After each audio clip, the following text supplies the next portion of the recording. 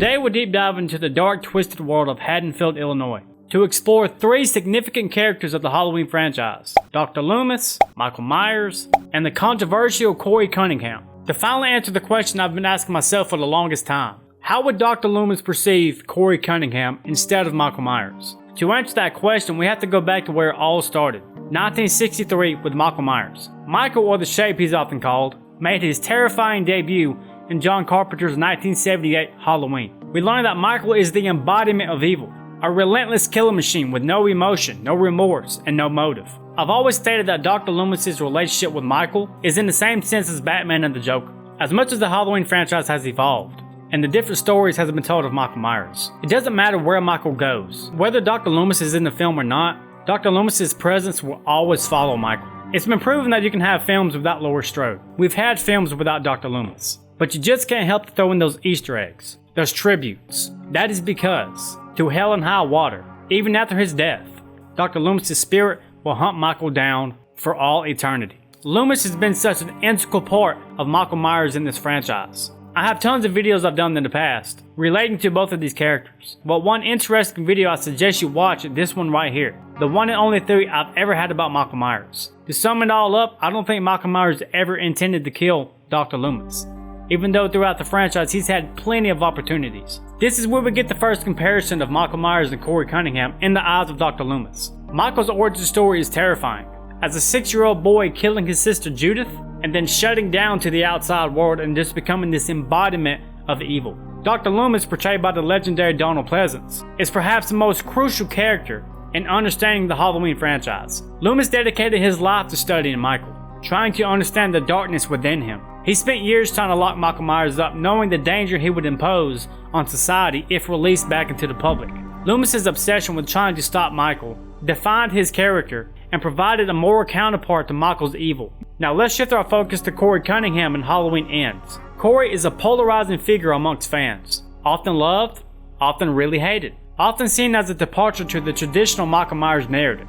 But what makes Cory intriguing is his complex background and psychological depth. Cory is a troubled young man with a traumatic past. Unlike Michael, who is a faceless embodiment of evil, Cory has many layers to his character. He struggles with his inner demons and social pressures, making his actions more nuanced and, in some ways, more relatable. Cory's story begins with a traumatic incident that resulted in the death of a young boy while he was babysitting. This tragic event left a big scar on him, shaping his interactions with the world and being outcasted by the Haddonfield community. The community's blame and his own guilt pushed him into a downward spiral of anger and resentment. Now, just for a second, let's compare the two stories. You have Michael Myers, the 6-year-old child, who one day, out of the blue, for no apparent reason, killed his sister and then shut down. Granted that we never really had a true Michael Myers backstory in the original timeline, we don't know Michael's motives. And having to go by the Halloween Ends timeline of the Blumhouse trilogy, we never really get a true backstory of Michael, or why he did it. So here you have Michael, who was seemingly a normal young boy who grew up in the suburbs, who just snapped for no reason, and then for 15 years sat in Smith's Grove Sanitarium, becoming something more sinister and almost superhuman. And then you have Cory, who in a similar fashion, grew up in the suburbs, who was nice and intelligent, had a good head on his shoulders, but that one traumatic event changed his life forever. Dr. Loomis viewed Michael as a lost cause, an unredeemable force that had to be stopped at all cost. He thought Michael was beyond saving. Behind that boy's eyes was purely and simply evil. I think this is mainly due to Michael shutting down, not speaking their word for 15 years. Dr. Loomis is the only individual that has spent more time with Michael than anybody else combined, becoming obsessed with him, studying him, day in and day out.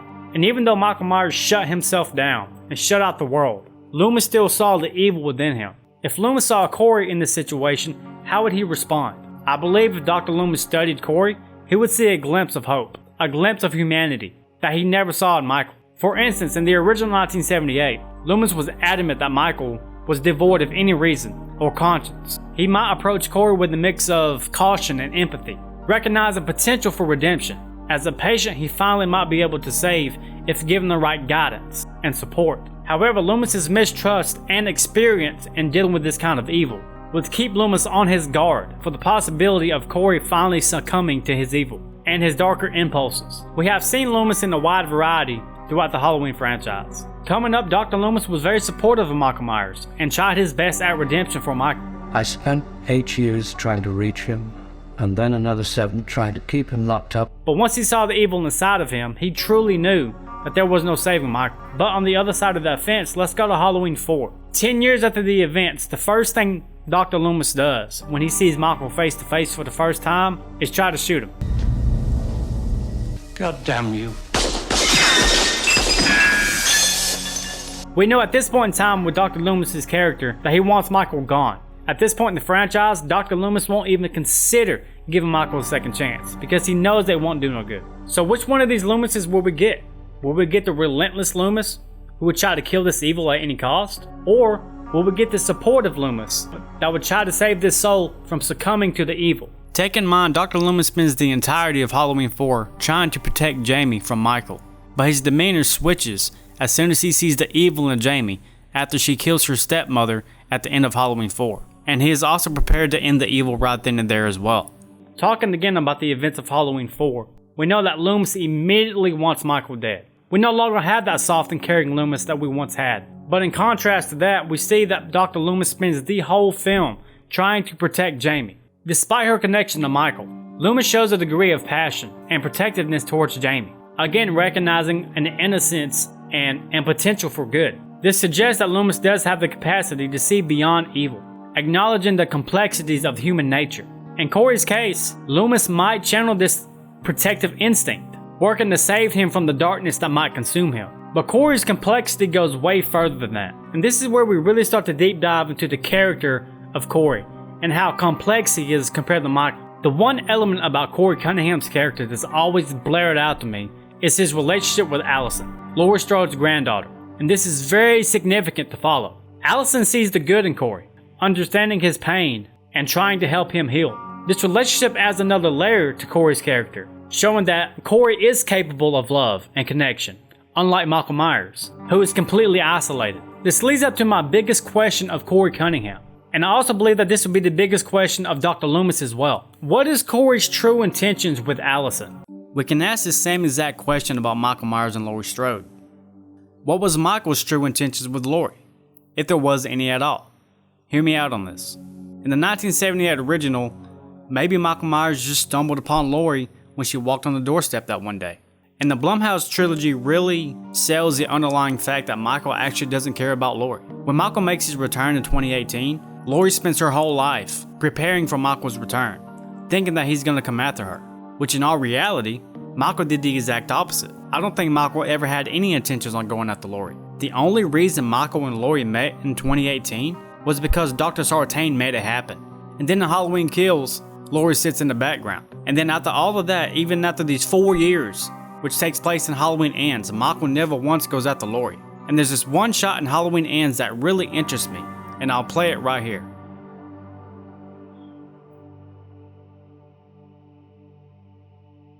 Did you see that? Michael is sitting there stalking Laurie, looking at her. He has the perfect opportunity to pounce on his prey right here. Sure, Michael is weak, but Laurie is also not the blood-hungry warrior that she was in 2018 as well.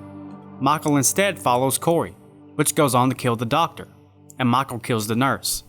So my question is, why ignore Laurie? I don't think Michael ever had the intention on going after Laurie. I truly think Laurie never even crossed his mind. Was it fate that brought them together? And can you say the same about Cory and Allison? Was he genuinely seeking a relationship with Allison? Or was it all a ploy just to get closer to Laurie Strode? Because in that sense, unlike Michael, that would mean that Cory's actions are driven by his need for connection and validation. However, his growing obsession with Michael Myers starts to blur his intentions and his motives, and it starts to blur on who he is in general. And if you think about it, Dr. Loomis and Cory Cunningham aren't that different. They both are obsessive with Michael Myers. Throughout Halloween Ends, we see Cory go down a downward spiral, being driven by darker and darker and darker motives, slowly succumbing to the evil inside of him. Now, we truly don't know why Michael let him go in that cave. Was he just too weak to kill Cory? Or did he pass on the torch of evil inside of Cory in that cave scene? We truly don't have an answer to that. But what we do have an answer to, which is factual, is that Laurie sees Cory as a threat to Allison, and in turn, Cory sees Laurie as a threat to them. in their relationship. Laurie would become the biggest obstacle in his path to proving himself as Michael's successor. Fuck away. You started this! You brought me in! You invited me! But that begs the question again. What was Cory's motive? I believe Dr. Loomis would try to find out the same thing. The one question we have to ask ourselves is why Laurie? Did Cory go after Laurie because he truly felt like that she was such a threat to his and Allison's relationship? Or did he do it because he wanted to be Michael's successor? To kill Laurie Strode, the one person Michael was never able to get. The first red flag Dr. Loomis would see in Cory is his skill of manipulation. Loomis would also try to intervene between Cory and Allison's relationship, understanding that Cory's manipulative behavior would lead to tragic consequences, and poor Allison is just caught in this web of deceit and danger. So what do you guys think? What would Cory have done if he was successful in killing Laurie Strode that night? If you remember, Allison was waiting on him. They was going to flee town. Cory had this in the bag. Would he go straight to Allison and flee town after his rampage? Or did Cory Cunningham become so sinister and was able to manipulate Allison so much into this false sense of security of this fake relationship and put his efforts into getting Allison out of the way so that he can kill Laurie Strode just to have the self-proclaimed title of being Michael's successor? In the eyes of Dr. Loomis, this is very two different evils. Michael's character has tunnel vision of evil. He wants one thing, and that's to kill. The more he kills, the more he transcends. If Michael sees you, he's coming for blood. No questions asked. Would Loomis view Cory Cunningham as more sinister than Michael? Maybe not more evil. Maybe not more of a brute who's about to go on a rampage. But as this bullied kid who is becoming just like Michael. However, he's taking a completely different approach. He can talk to you. He can manipulate you. He can play the victim because he was a victim. So that begs the question again, which Loomis will we get for this Cory?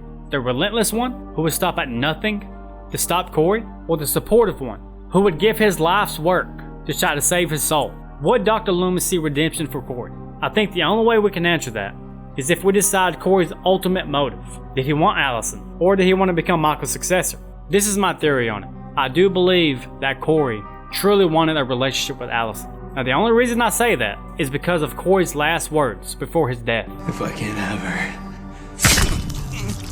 I believe that Cory became so manipulative that he used Michael Myers' character as a crutch, and in turn created this kind of Roy Burns kind of character, where he's gonna rampage through the town, killing everybody in his path, the bullies that done him wrong, the asshole DJ who was a dick to him, Laurie Strode who threatened Cory to end his relationship with Allison. I believe that if Cory was successful in killing Laurie Strode that night, and he met up with Allison, if Allison didn't show up to the house that night, that they would have rode off into the sunset. But this is where I believe Dr. Loomis would know better. Me as well. At this point in Cory's life, he hit rock bottom. He was in such a downward spiral, and this evil and darkness, these impulses was just taking him over. So even though he checked off his to-do list and another rampage in Haddonfield, I don't believe the impulses would have stopped. Somewhere along the line, I believe Allison would have realized that and left. If she had time to, if she was lucky. Cory's conscience would eventually just disappear, just like Michael Myers did.